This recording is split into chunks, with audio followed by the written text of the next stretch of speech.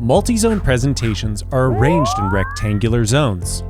One way to make your presentation look more polished is to frame your content with a graphic that has transparent cutouts for your media.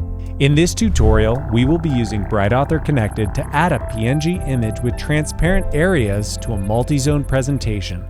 If you've been following along, open the presentation from the clocks tutorial. Next, take note of the zone dimensions of your presentation.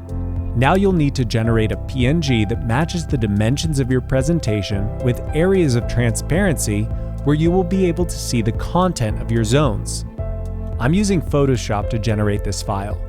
Here, I've created a graphic with transparent areas that match the dimensions of my zones.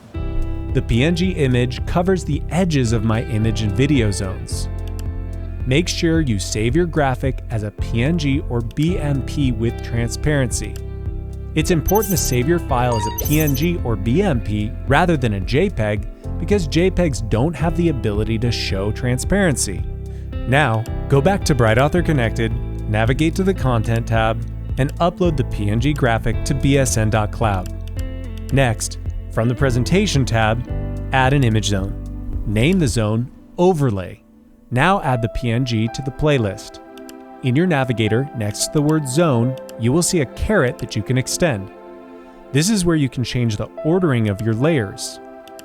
The layer order should already be correct, but you can double check to make sure the PNG graphic is on top of the video and image layers. Now save, schedule, and publish your presentation to see how it looks on the screen. Watch the next tutorial to see how to add HTML5 to your presentation.